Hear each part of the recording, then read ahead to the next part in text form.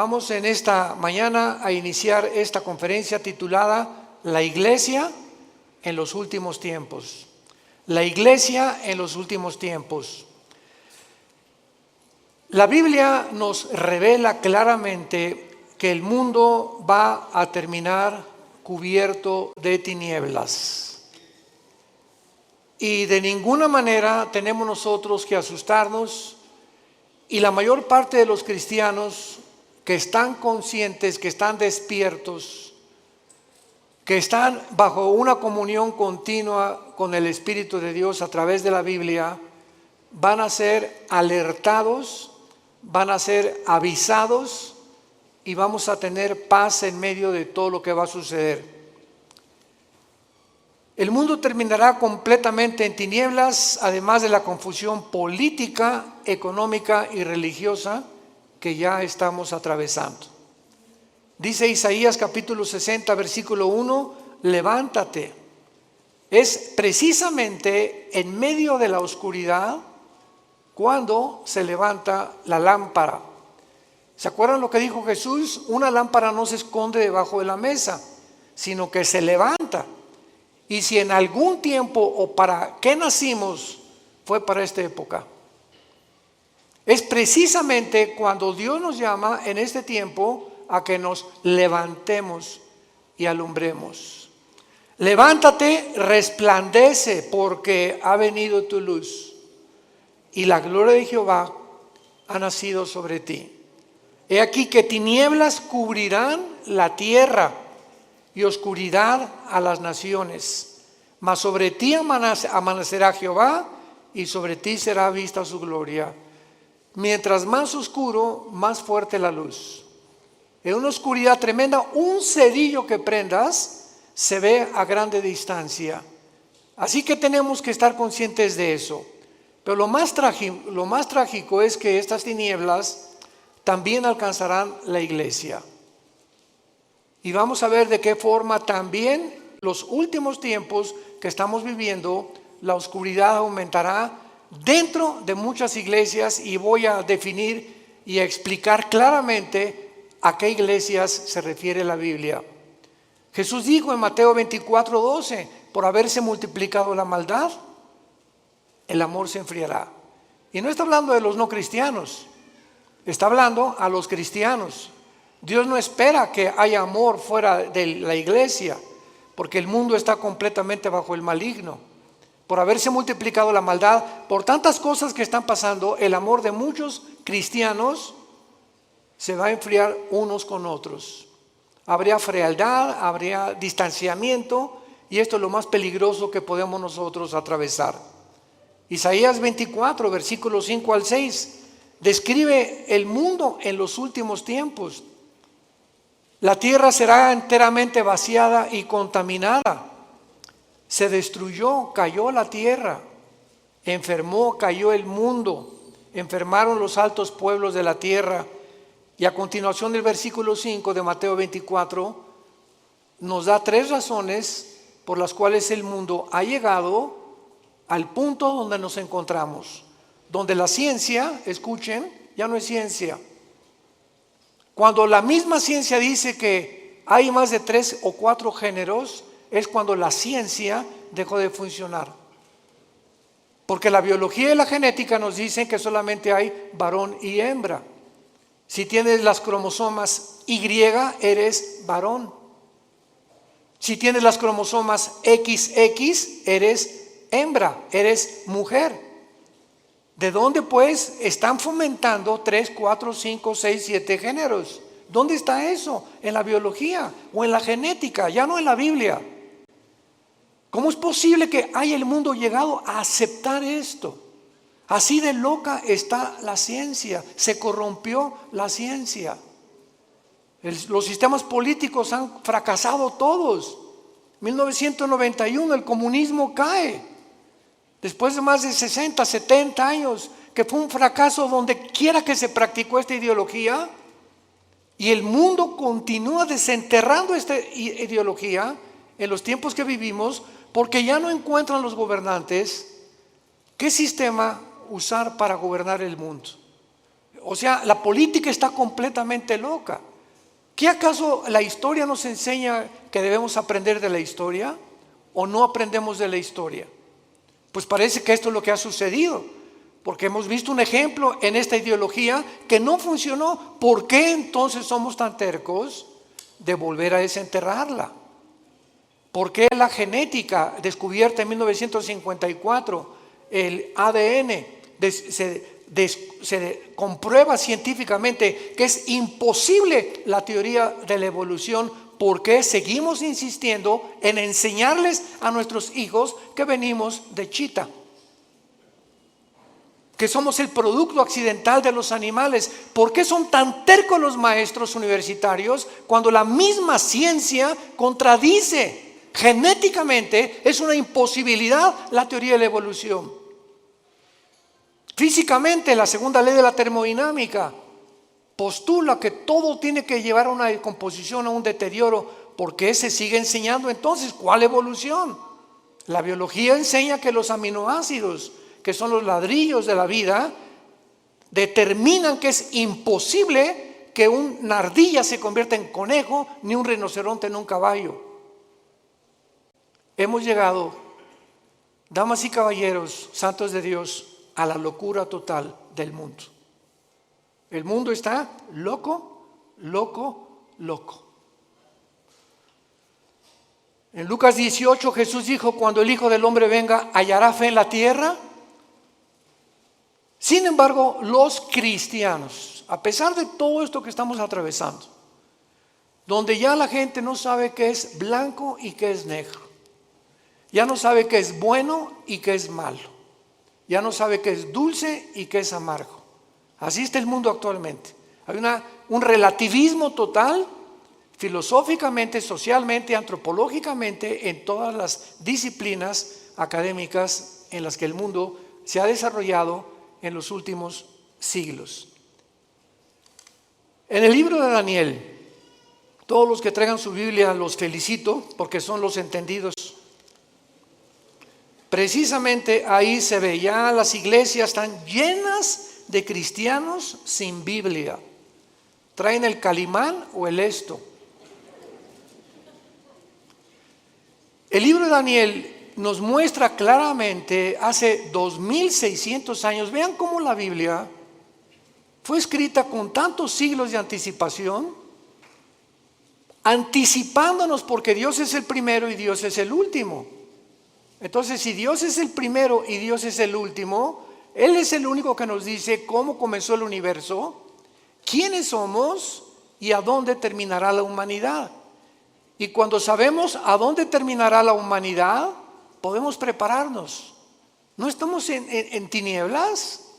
La luz la tenemos en la Biblia y tenemos que abrir los ojos más en estos tiempos para cuidar a nuestra familia, para cuidar a nuestros hijos, para cuidar a nuestros nietos, para poder dejarles una herencia, si el Señor no viene antes por nosotros, donde ellos podamos morir en paz y saber: no le dejé ni una casa, no le dejé dinero, no le dejé riquezas a tus hijos, les dejamos una herencia que se llama Jesucristo. Porque podrás morir en paz al saber que tu hijo, si tiene a Jesucristo, Él se va a encargar de él. Tal vez ande mal y lo que tú quieras, pero si tiene a Cristo tu hijo, Dios se va a encargar de ellos. Porque herencia de Jehová son los hijos. Dice en Daniel capítulo 12, hace 2600 años, hablándonos cómo va a terminar el mundo, dice el versículo 3: los entendidos resplandecerán como el resplandor del firmamento, y los que enseñan la justicia a la multitud como las estrellas de perpetua eternidad. Vemos nosotros aquí en este versículo lo que repite el versículo 10: muchos serán limpios y emblanquecidos y purificados. Se refiere que a muchos cristianos en este tiempo en que estamos viviendo se van a purificar más y más y más y más, porque estamos esperando la venida del Señor. Y dice a continuación: Los impíos procederán impíamente, y ninguno de los impíos entenderá, pero los entendidos comprenderán. 2 veces el Espíritu Santo profetiza que en este tiempo los únicos que van verdaderamente a vivir sin temor, a vivir victoriosamente, a vivir levantando la luz de Cristo, son los entendidos. Y para que podamos acercarnos un poco más y profundizar, veamos quiénes son los entendidos en el libro de Deuteronomio capítulo 4 en el Antiguo Testamento, el mensaje que Moisés les dio a Israel antes de entrar a la tierra de Canaán. Veamos la sistematización y la sincronización sobrenatural de la Biblia. Como toda la Biblia es un solo espíritu, un solo pensamiento. Dice Deuteronomio 4, versículo 5: mirad que les he enseñado estatutos y decretos, como Jehová mi Dios me mandó, para que hagan en medio de la tierra en la cual entran para tomar posesión de ella. Guárdalos, y ponlos por obra, porque esta es vuestra sabiduría y vuestra inteligencia ante los ojos de los pueblos, los cuales dirán: ciertamente pueblo sabio. ¿Y qué? Cuando tú obedeces lo que Dios te manda, te vuelves sabio y entendido. Es imposible que en los tiempos que estamos viviendo haya cristianos desobedientes. Tú sabes que como maridos debemos amar a nuestra esposa y ser fiel a ella. Como mujeres tienes que respetar a tu esposo y velar y orar por él. Como hijos, respetar a vuestros padres, porque es la primera bendición con promesa.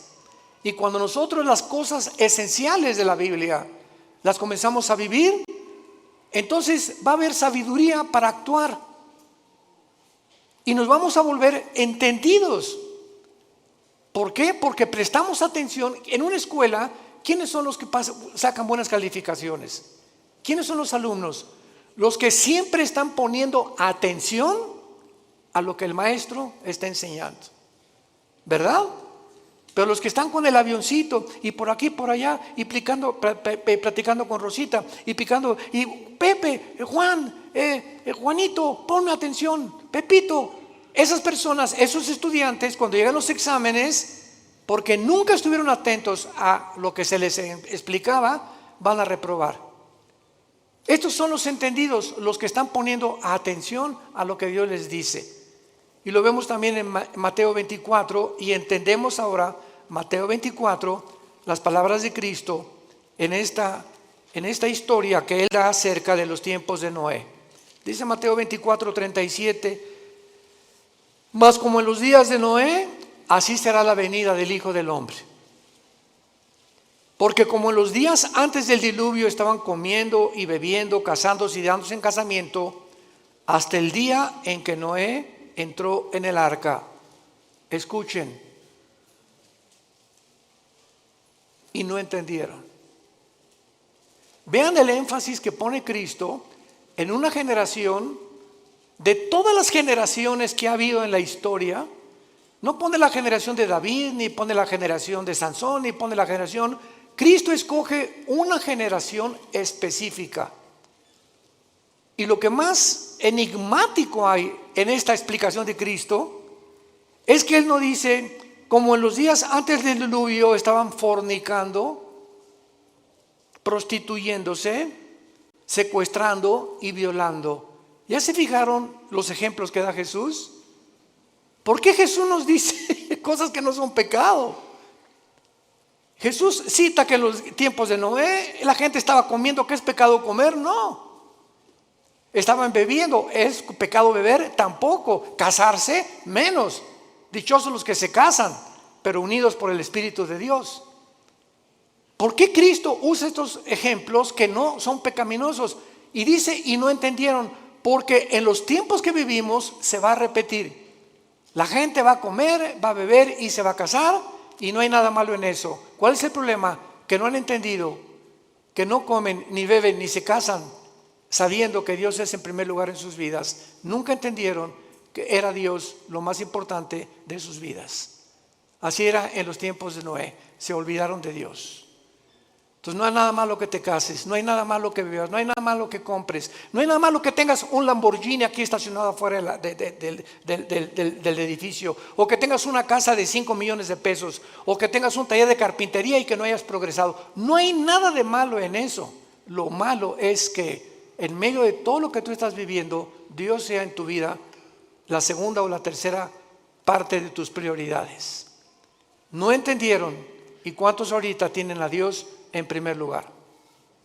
Es cuando tienes a Dios en primer lugar en tu vida, cuando te levantas y lo primero que haces es venir a este libro en las mañanas y comenzar a leer los salmos, proverbios, hincarte y llorar con Dios y buscar en las escrituras, porque el poder, lo compartimos ayer en el coffee break, la Biblia tiene un poder que no tienen los libros de Platón, ni de Aristóteles, ni de Mahatma Gandhi, ni de Confucio, ni de Buda, porque son libros que si lees a Aristóteles y Platón, pues te da intelectualidad, y si lees a Mahatma Gandhi y a Confucio te da altruismo, y si lees libros de nutriología te da capacidad para cuidar tu cuerpo, pero ninguno de esos libros te cambia. Ninguno cambia tu vida, sigue siendo lo mismo, más inteligente o más intelectual, mejor cuidas de tu cuerpo, pero tu espíritu es el último lugar. Cuando vienes a la Biblia te cambia. Tiene el poder. Jesús dijo: mis palabras son espíritu y son vida. La Biblia tiene el poder de transformar nuestra vida interior. Dice Pablo en 2 Corintios capítulo 3, mirando cara a cara, somos transformados por el Espíritu de Dios. Mirando, somos transformados. Al mirar la Biblia, al tener contacto con la Biblia, al meditarla, al estudiarla, al memorizarla, algo entra a tu vida que sin que te des cuenta, como una planta la riegas, el agua que le pones en la planta comienza a crecer de una forma invisible hasta que sale el tallo a la superficie. Tú sigue leyendo la Biblia, sigue memorizándola, sigue teniendo con Dios a través de la Biblia, porque no hay contacto con Dios fuera de la Biblia. Mis palabras son espíritu y son vida, dijo Jesucristo, Juan 5:39. El que quiera conocer la voluntad de Dios, dijo Jesús, conocerá si mis palabras son mías y mi doctrina es mías. Porque el que busca su propia gloria es porque él quiere alabarse y glorificarse. Pero yo he venido a buscar la gloria de mi Padre, el que me envió. Y las palabras que hablo son de mi Padre. Las obras que hago son de mi Padre. Y las cosas que les digo, mi Padre me las enseñó primero a mí, para que ustedes, yo, el instrumento de mi Padre, los guíe al cielo. Porque nadie puede conocer al Padre más que a través del Hijo. Nadie puede conocer a Dios si antes no conoció a Jesucristo. Es bien importante esto. ¿Quieres conocer a Dios? Primero tienes que conocer a Jesús. Porque Dios el Padre envió a su Hijo para que Él nos enseñara quién es el Padre. Nadie puede decirte cómo es Dios, ni Buda, ni Confucio, ni Mahatma Gandhi, ni Aristóteles, ni nadie más que Jesús. Ahora muy bien, con esta introducción, dentro de las enseñanzas doctrinas que más confusión existen actualmente es ¿qué significa la palabra iglesia? Esto es increíble. ¿Qué significa cuando decimos vamos a la iglesia? O la iglesia de Jesucristo, o la iglesia apostató, etcétera, etcétera. ¿Cuáles son sus funciones de la iglesia y cómo terminará en los últimos días? Vamos a comenzar con la definición. La palabra iglesia viene de la palabra griega ek, Enrique y K de kilo. Es un prefijo que significa fuera. Y klegos o klesia significa llamados. Entonces la palabra ekklesia significa llamados fuera. ¿Qué es la iglesia? Un grupo de seres humanos que hemos sido llamados, como Dios le dijo a Abraham: deja a tus ídolos, deja tu parentela, deja el mundo donde es y ven y sígueme. Y no le dijo Dios a Abraham a dónde iba a ir. Nunca nos dice Dios a dónde nos lleva, porque es por fe. Todos quisieran saber, ¿verdad? Bueno, yo quizá seré predicador, quiere que sea yo doctor o quiere que sea licenciado, porque caminar con Dios es caminar todos los días en un mundo invisible, guiado simplemente por el Espíritu de Dios. Y Abraham es el padre de la fe, porque obedeció a Dios sin saber a dónde iba, pero simplemente porque Dios lo llamó. Entonces la iglesia somos personas que Dios nos ha llamado a salir fuera de las diversiones del mundo, de la forma como el mundo se comporta, de la cultura del mundo, de las cosas que el mundo ama, los deseos de la carne, los deseos de los ojos y la vanagloria de la vida, del aplauso, la popularidad, la alabanza del mundo que unos buscamos unos con otros. Y fue la razón por la cual los fariseos no creyeron en Cristo. Dice la Biblia que los fariseos no creyeron en Cristo porque amaban más la gloria del mundo que la gloria de Dios. Entonces Dios nos llama y nos saca, no físicamente, nos saca del mundo, entiéndanlo, espiritualmente. Veamos este ejemplo en Juan 17, de qué forma el apóstol Juan lo define. Juan 17, versículo 14 y 15. Es Jesús en su última oración sacerdotal. Al otro día Jesús iba a morir en una cruz. Y estas se pueden considerar como sus últimas palabras o la última oración que él le hace al Padre. Versículo 17, versículo 14, perdón, capítulo 17 de Juan, versículo 14 en adelante. Y dice Jesús, le está hablando a su papá, al Padre: yo les he dado tu palabra. ¿Qué nos dio Jesús? ¿Qué nos dio Jesús? ¿Qué nos dio Jesús? Esto es lo que nos dejó Jesús. Imagínense la importancia que tiene nuestro contacto diario con la palabra. Yo les he dado tu palabra y el mundo los aborreció, porque no son del mundo. ¿Qué definición y qué revelación más extraña? ¿Somos extraterrestres entonces? Así es. Porque físicamente estamos en un mundo que no es de nosotros. Dios le ha placido que nazcamos en un mundo ocupado por el enemigo. Dios le ha placido ponernos en un desierto, porque el mundo es un desierto. No tiene nada que ofrecernos el mundo, como Dios puso a Israel cuando lo sacó del mundo que es Egipto a un desierto. Entonces estamos en un desierto, en un mundo donde hay serpientes y escorpiones, sequedad, vaciedad, sed, hambre, donde no hay nada en ese desierto que nos pueda proveer o nos pueda traer una verdadera satisfacción. Y fue lo que Dios les quiso enseñar a los judíos en el desierto. ¿Por qué los sacó por ahí? Dice Deuteronomio 8, para saber que ustedes sepan que yo soy Dios. Nunca les faltó el agua, nunca les faltó un sastre, nunca les faltó una botella de Bonafont, nunca les faltó los zapatos, no les faltó dentista, no les faltó médicos, no les faltó nada en un desierto donde no hay Kmart, ni tampoco Comer, ni tampoco consultorios, ni tampoco tiendas, ni zapaterías, en un mundo donde Dios quería mostrarles que Él es suficiente para proveernos todo lo que necesitamos.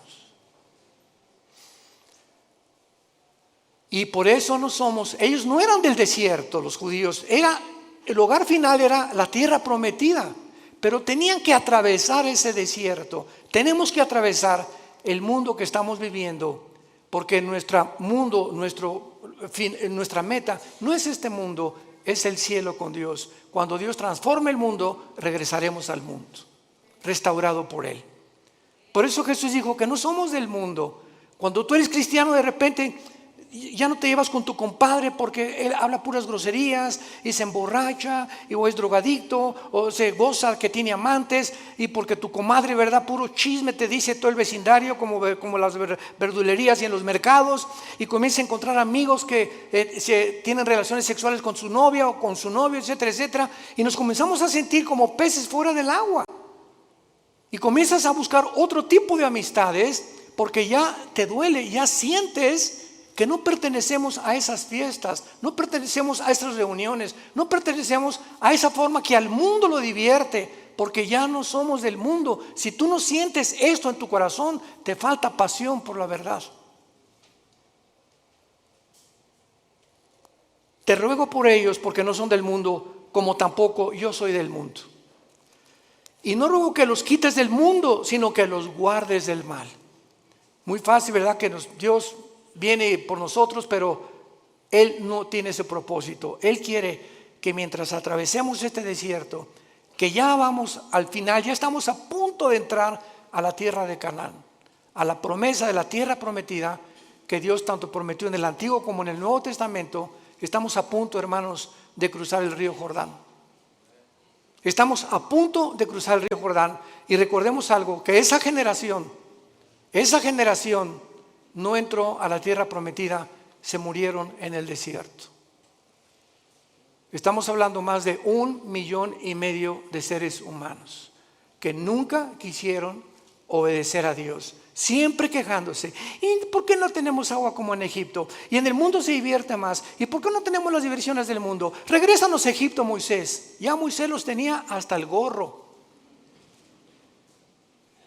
al grado que se desesperó tanto Moisés cuando golpeó la piedra 3 veces, que Dios le dijo: no vas a entrar a Canaán, vela desde lejos y cuando te mueras la vas a ver.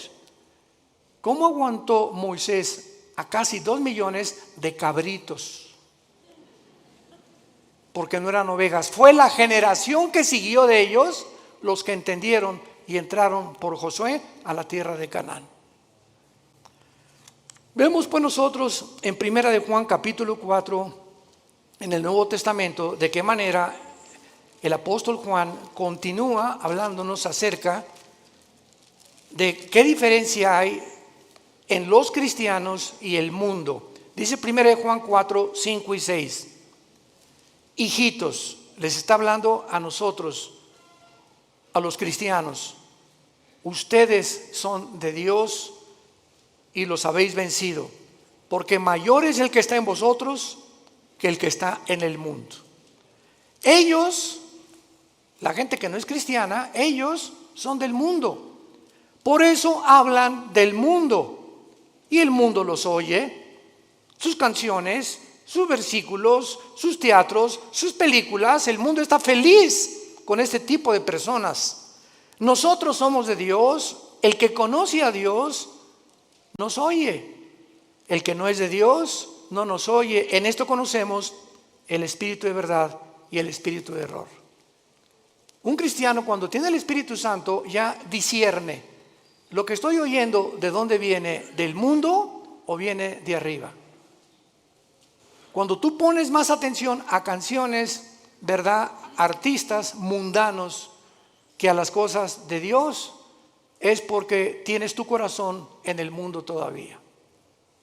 No has sabido aislarte, ni has sabido hacer a un lado las cosas del mundo. Dice claramente también en 1 Juan 5:19 que el maligno está al control del mundo entero. Muy bien, entonces, en otras palabras, para concluir, la iglesia cristiana consiste en seres humanos. Tú y yo tenemos un llamado. Qué privilegio que Dios nos haya escogido. Qué privilegio que Dios me haya llamado entre mis amigos que yo tenía antes de convertirme. De muchos familiares míos que no los llamó Dios como me llamó a mí. Qué privilegio tan grande. Qué privilegio tan grande. Que para vivir siempre en humildad, dándole gracias a Dios, llorando por el privilegio que Dios nos llamó, el creador de los cielos y la tierra. Te dijo: Pepe, ven, quiero darme a conocerte, quiero que sepas quién soy.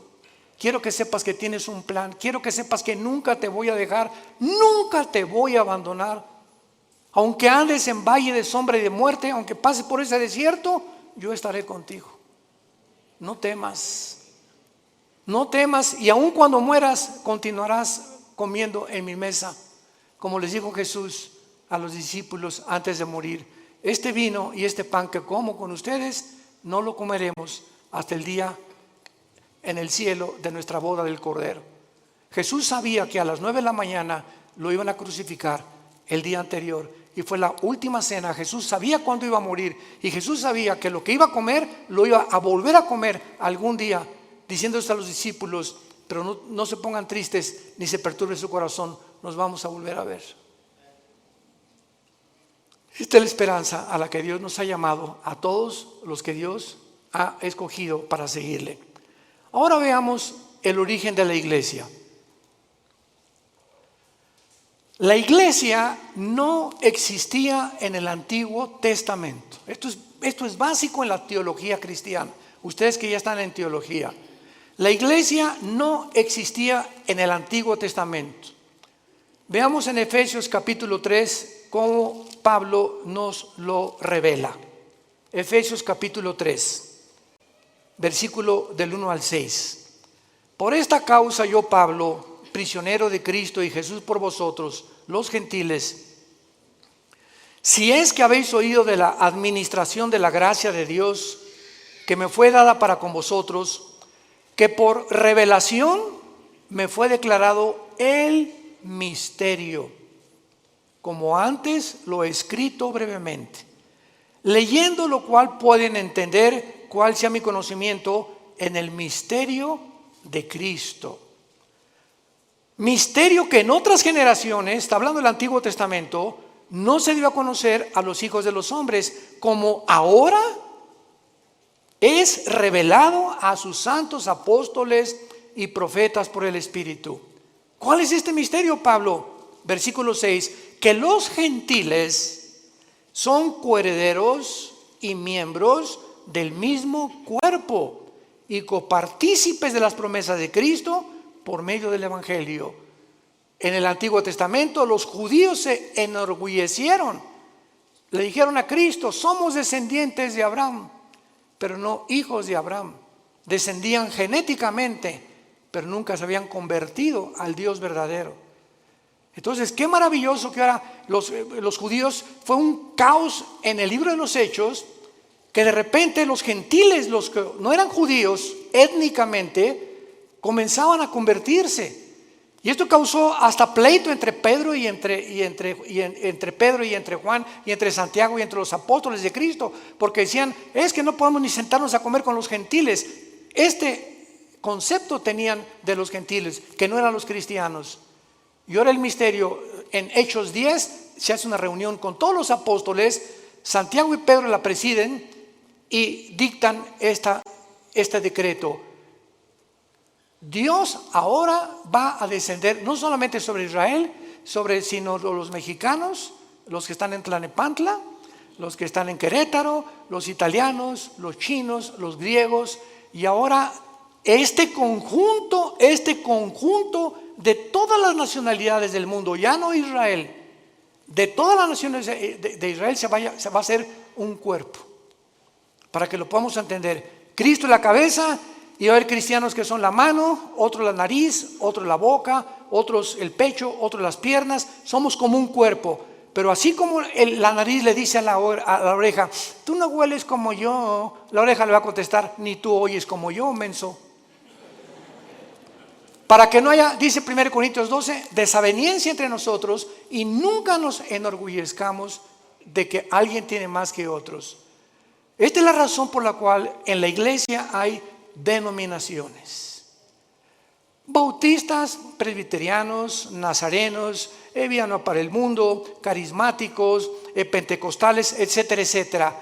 Pero ¿qué es lo que nos une? Aunque hay diferencia en ciertas doctrinas no esenciales, lo que nos une es el amor. El amor. Porque cuando alguien dice que yo soy bautista y es pentecostal, y comenzamos a hacer diferencia olvidándonos que cuando Pablo perseguía a la iglesia, se le apareció Cristo y lo tumbó del caballo. ¿Y qué le dijo Jesús a Pablo? ¿Por qué me persigues? Jesús se estaba identificando con los que le seguían. Y si despreciamos a algún hermano nosotros porque es de otra denominación, estamos despreciando a Jesús. Porque Él pertenece también a Jesús, nuestro Señor y nuestro Salvador. Tengamos cuidado por eso, de amarnos y soportarnos. Los pentecostales que hablan lenguas y que imponen las lenguas y otra cosa, otros creen que tienen demonios, otros que nada más puro evangelismo, otros le dan importancia pues solamente a las misiones, otros son de la teología y la reforma, que no hay milenio, otros son dispensacionalistas. Dentro de la iglesia hay diferentes doctrinas que han sido cubiertas por cristianos o por denominaciones. Pero lo que nos une no son las doctrinas no esenciales, sino si tú crees que la Biblia es la palabra de Dios, si tú crees que la salvación es por la gracia, sin ninguna obra, si tú crees que es por la sangre de Cristo el perdón de nuestros pecados y que a los 3 días resucitó y vamos a resucitar, no me importa lo que el letrero de la botella, presbiteriano, nazareno, bautista, no me importa lo que la botella diga, me importa lo que la botella tiene dentro. El contenido en tu vida, si tienes a Jesús, eres mi hermano y te debo de amar. Y si no estoy de acuerdo contigo, no lo vamos a estar todavía, me vamos a poner de acuerdo tal vez ahí arriba. Pero mientras estamos aquí vamos a soportarnos y vamos a perdonarnos. Porque el amor cubrirá todas las faltas. Y la ley se cumple con el amor a los demás. Entonces, este es el origen de la iglesia. La iglesia es una nueva entidad que no existía en el Antiguo Testamento. Es el cuerpo de Cristo. Veamos cómo se formó este cuerpo en Pentecostés, pero lo explica Pablo en 1 Corintios capítulo 12, versículo 13. 1 Corintios 12, 13. ¿Cómo se forma esta nueva entidad que no existía en el Antiguo Testamento? Dice así: porque por un solo espíritu fuimos, ¿cuántos? Todos bautizados en un cuerpo. ¿Cuál es el cuerpo? El cuerpo de Jesucristo. Sean judíos o griegos, esclavos o libres, a todos se nos dio a beber de un mismo espíritu. Esto se llama el bautismo del Espíritu Santo. En el momento en el que tú recibes a Cristo, el momento que ayer tuvimos 40 y tantas decisiones ayer, fue una bendición el coffee break, démosle gracias a Dios y oremos por estas 42 decisiones que ayer pidieron a Cristo entrar a sus vidas. En ese momento, ayer los que pidieron a Cristo, en ese momento, sin que ellos sepan, nacieron de nuevo. Algo extraño espiritual en el mundo invisible sucedió dentro de sus vidas, que fue sembrada una semilla que venía de aquí. Si no viene de aquí, tú no puedes nacer de nuevo. Dice 1 Pedro 1:23, siendo renacidos por la semilla incorruptible que es la palabra de Dios, y la fe es por el oír y el oír por la palabra de Dios. Entonces, una semilla es sembrada y esa semilla tiene que ser regada, tiene que crecer. Si realmente está la semilla dentro de ti, tiene que crecer. Y el que puso esa semilla fue la Biblia y el Espíritu Santo. Él es el agente del Espíritu Santo, el que pone esa semilla. Y cuando dice la Biblia que somos nacidos de nuevo, también somos regenerados.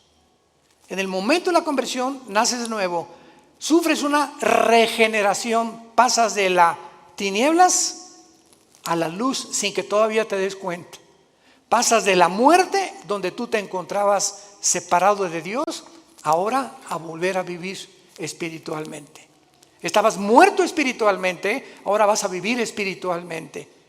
Y además ahora vas a formar parte del cuerpo de Cristo mediante el bautismo del Espíritu Santo. La palabra bapto en el griego, bautismo, significa identificación, unión o amalgamiento. O sea, el Espíritu Santo agarra a Pepe, aquí está Cristo. Vean esto es un misterio impresionante descrito en Efesios 5. El Espíritu Santo agarra a Pepe y lo pega, lo une al cuerpo de Cristo.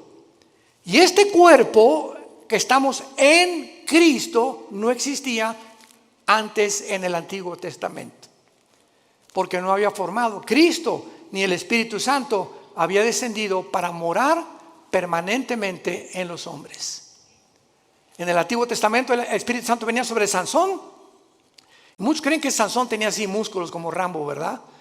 Pero, o sea, entonces le atribuiríamos la fuerza a sus músculos. Pero Sansón era como común y corriente. Pero cuando el Espíritu Santo venía sobre Sansón, la fuerza de Sansón no era muscular, la fuerza de Sansón era espiritual. Y agarraba a los leones como si fueran cabritos. Cargó una puerta de casi 200 kilos y mató a más de 150, 200 filisteos con la quijada de un burro.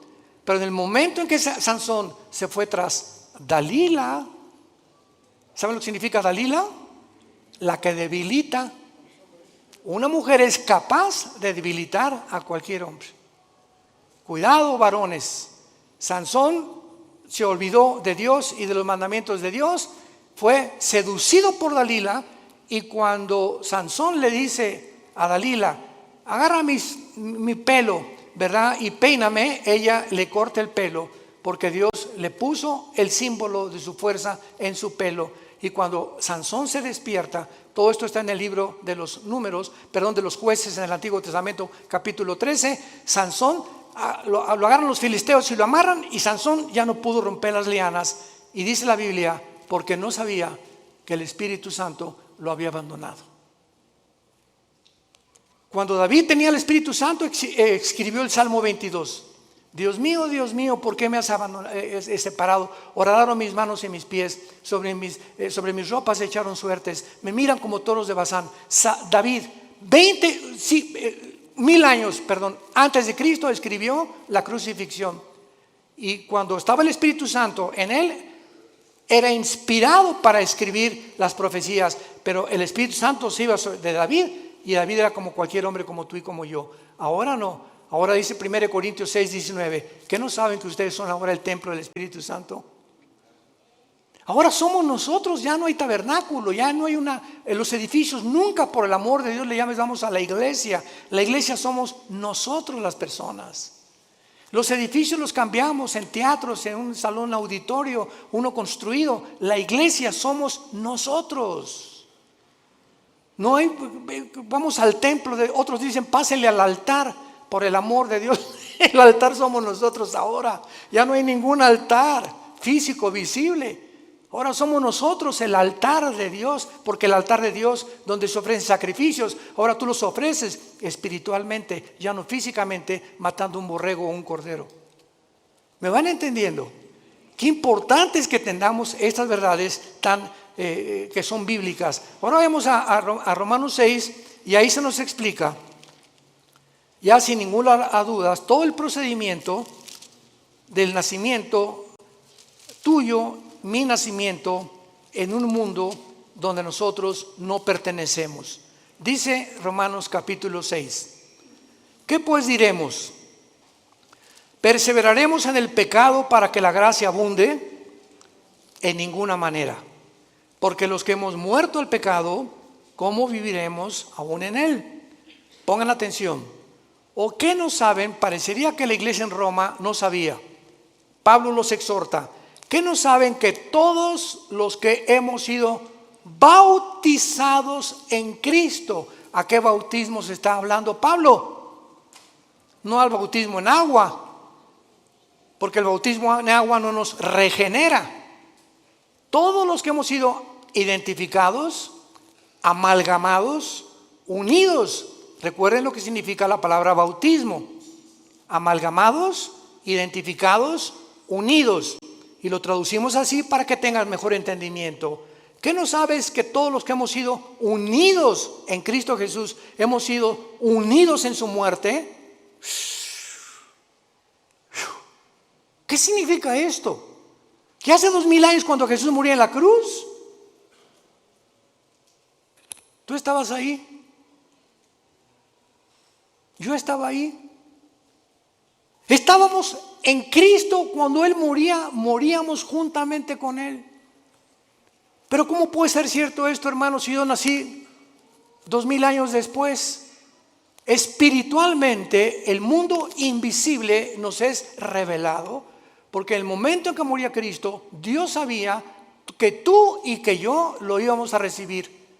Y ya estábamos en Cristo, en esa cruz. Por eso cuando recibes a Cristo, Él muere, con su muerte paga tus pecados, dándonos a entender que tú y yo moríamos, pero ahora Él moría en mi lugar porque yo no los podía pagar. Qué tremenda revelación, ¿verdad? Porque son versículo 4, pero no solamente queda ahí. Además, somos sepultados con Él para muerte por el bautismo. Cuando nacemos de nuevo, el Espíritu Santo nos pega con Cristo, morimos con Cristo. Cuando Cristo fue enterrado, tú y yo fuimos enterrados con Él. Ahora lo explico. A fin de que como Cristo resucitó de los muertos por la gloria del Padre, así tú también andes en vida nueva. Un cristiano que recibe a Cristo, ha muerto con Cristo, ha sido enterrado con Cristo. Y si hemos sido enterrados es porque el antiguo Pepe, la antigua Carmelita, el antiguo Armando murieron cuando yo recibí a Cristo. Yo estoy muerto a los ojos de Dios ya. Ya Dios no tiene nada contra mí. Absolutamente nada contra mí, porque me ha recibido por gracia y me ha dado lo que yo no merezco. Y lo que me queda por vivir ahora, aunque ya por eso la salvación no se puede perder, porque ya fuimos muertos, enterrados y resucitados con Cristo, estamos unidos con Él eternamente. Ahora simplemente nos queda crecer en la gracia y el conocimiento de Dios y obedecer a Dios para que las bendiciones que iban a tener en Canaán en el Antiguo Testamento, las tengas en esta vida. Y en la nueva vida, cuando entres a Canaán, no seas descalificado para servir a Dios. ¿Van entendiendo esto? Muchos dentro de 2 o 3 años lo van a entender. No importa, pero los que son inmaduros todavía en Cristo y los que son niños en Cristo, esto les sirve para ir dándose cuenta la profundidad de lo que es la vida cristiana. Y dice el versículo 5, porque si fuimos plantados juntamente con Él, fuimos, está en tiempo pasado este verbo, fuimos plantados con Él en la semejanza de su muerte, lo seremos en la de su resurrección. Si ya realmente hemos muerto con Cristo, sepultados con Cristo y resucitados con Cristo, nuestra garantía es volver a vivir. Y esto nos habla claramente que fue efectuado mediante el bautismo del Espíritu Santo, cuando fuimos bautizados con Cristo en el momento de la conversión. Durante muchos años, desgraciadamente, se enseñó. Yo pasé esa época, el siglo pasado, los 80s, 90s, donde decían a los que ya eran cristianos, pasen a recibir el bautismo del Espíritu Santo. Si pasas a recibir el bautismo del Espíritu Santo es porque no eras cristiano. Pero si eres cristiano, no necesitas recibir nada, estamos completos en Él, dice Colosenses capítulo 2. No hay nada que nos falte ya de recibir de Dios, ni hablar en lengua, ni el bautismo del Espíritu Santo. Lo único que nos hace falta es crecer en la gracia y su conocimiento. Cuando un niño nace, no nace sin una pierna, sin un hígado, sin un pulmón. El niño nace completito. Y si nace incompleto es porque hay un problema grave en él. Y cuando Dios hace una obra, no la hace imperfecta, la hace perfecta. Hemos nacido y hemos sido perfeccionados ante los ojos de Dios. Y dice Efesios 2, que ya estamos sentados junto con Dios en las alturas. Ya estamos allá arriba, sentados juntamente con Él.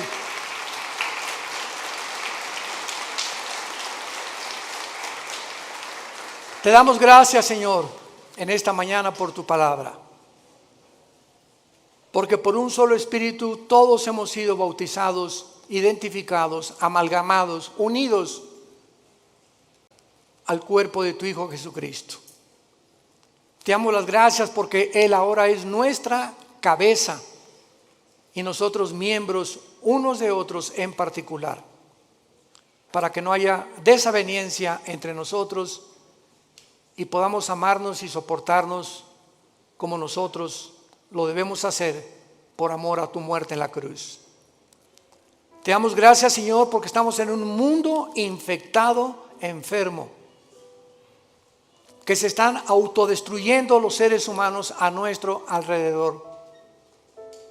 Y ahora nuestro deber es alumbrarlos, sacarlos de la podredumbre donde se encuentran, del pecado donde han vivido, mostrándoles que tu gracia es más que suficiente para transformar la vida de cualquier persona que quiera obedecer a la fe, obedecer el Evangelio.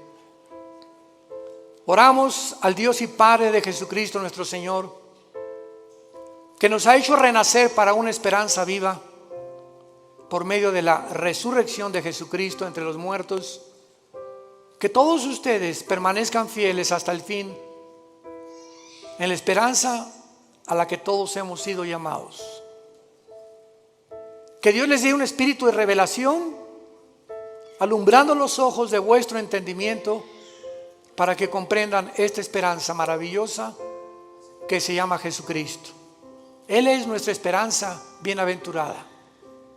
Y que conozcamos la supereminente grandeza del poder que lo levantó de los muertos, porque es el mismo poder que está actuando dentro de tu vida y de mi vida. Descubre este poder, hermano y hermana en Jesucristo. Descubre el poder inmenso que Dios nos ha dejado. Y mientras vivas creyendo y obedeciendo, Dios te levantará más pronto del lugar donde tú te encuentras, para que te conviertas en una antorcha en tu lugar de trabajo, en tu escuela o en tu universidad, y podamos guiar a la gente que queda y que va a recibir pronto al anticristo, arrebatarlos del fuego eterno por la gloria de Dios. Si alguna persona en esta mañana quiere recibir a Cristo por primera vez, ser unido con Él en su muerte, en su entierro y en su resurrección, dile estas palabras con todo tu corazón. Señor mío y Dios mío, perdona mis pecados. Creo que en la cruz pagaste por ellos y que a los 3 días resucitaste de los muertos. Y como creo que vives, Señor Jesús, ahora te pido en este instante a que entres a mi vida. Te recibo como mi Señor. Gracias por darme la vida eterna y haberme hecho renacer mediante la predicación de tu santa palabra. En el nombre de Jesús, amén. Gracias a Dios por este libro maravilloso. Gracias a Dios por la palabra de Dios. Gracias, Señor.